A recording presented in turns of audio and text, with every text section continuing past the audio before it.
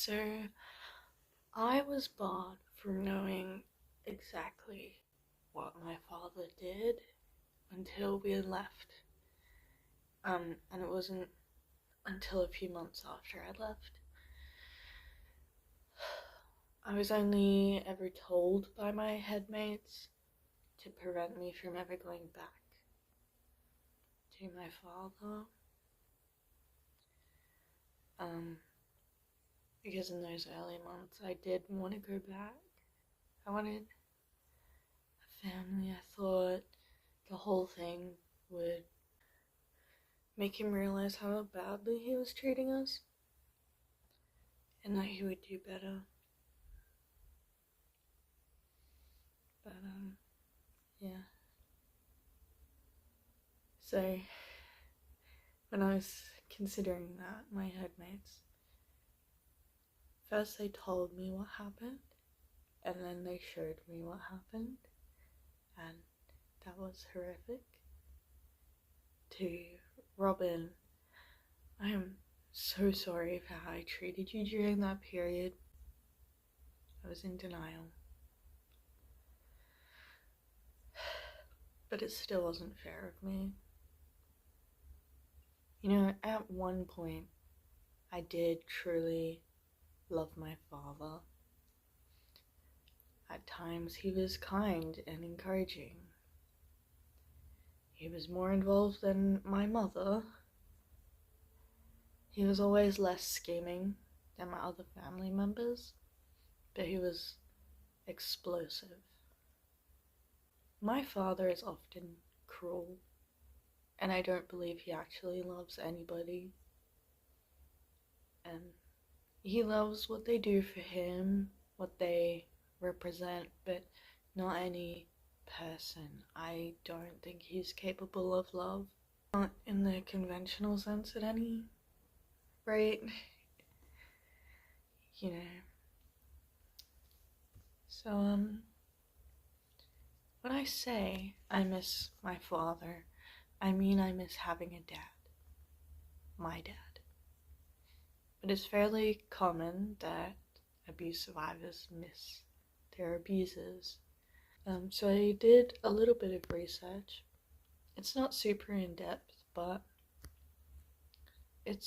what I wrote is basically a recap of what I read. Some reasons survivors miss their abusers are trauma bond, the fact that abusers aren't always abusive, love bombing, stressful situations. Like, sometimes it's just easier giving control to somebody else. Sometimes you miss the idealized version of an abuser. Sometimes you blame yourself. Sometimes you start to doubt whether it is real or not. There can be lots of other reasons to miss an abuser. This is just a stage of the grieving process. It's fairly normal. Doesn't mean the abuse was ever okay. It doesn't mean you're wrong or broken. And I just want to reiterate, it's not your fault that the abuse happened. It's not your fault that you missed them.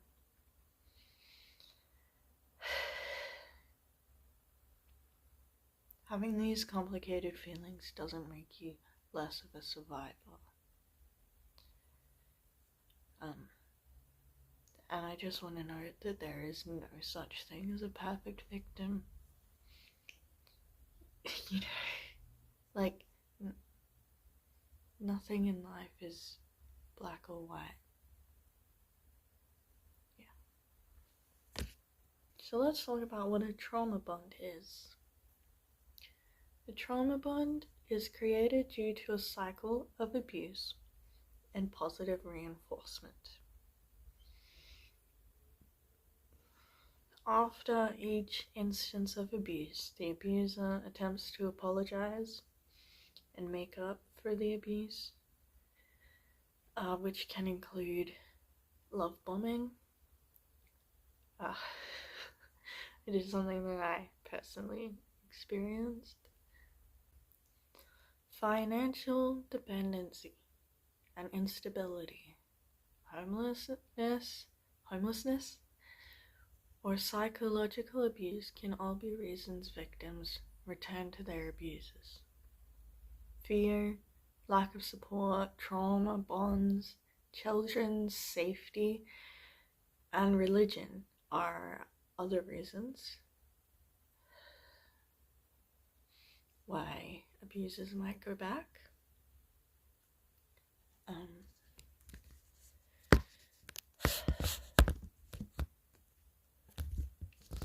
I personally have experienced threats, stalking, manipulation from various people.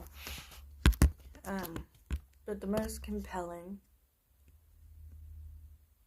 was the thought of being alone. I believed my abusers could turn everyone I loved against me. I was wrong, but it can happen, and I think the idea of being alone is one of the most horrifying things in the human experience, because we're built to be social. I know that sounds weird to some people, they're like, what do you mean I'm built to be social? But it's in our DNA, we're supposed to be social.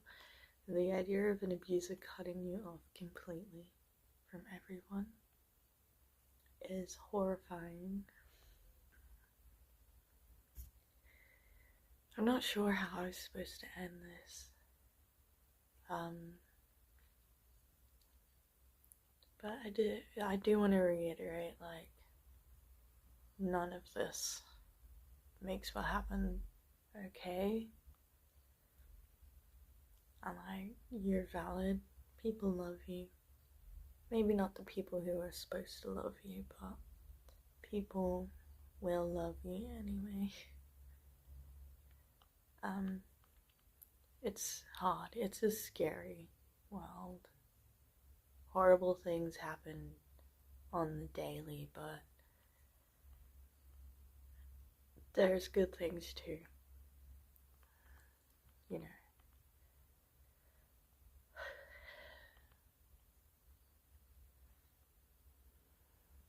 That sounds really corny. I didn't used to believe that, but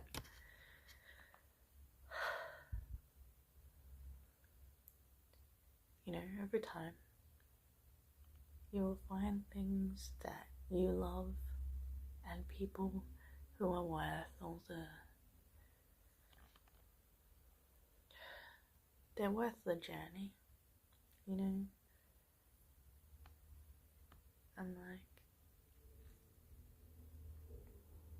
it's okay to grieve a relationship, even if it wasn't a healthy one.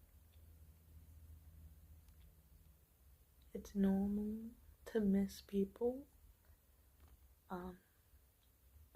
It's it's that DNA part of us that wants us to miss people. It's supposed to keep us safe. But sometimes it gets it wrong. And this is one of the cases where we have to use our prefrontal cortex.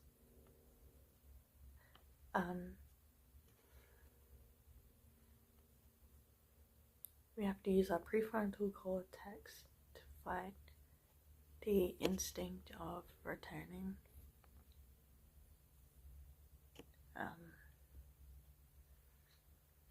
And if you've had loved ones, or you yourself returned, then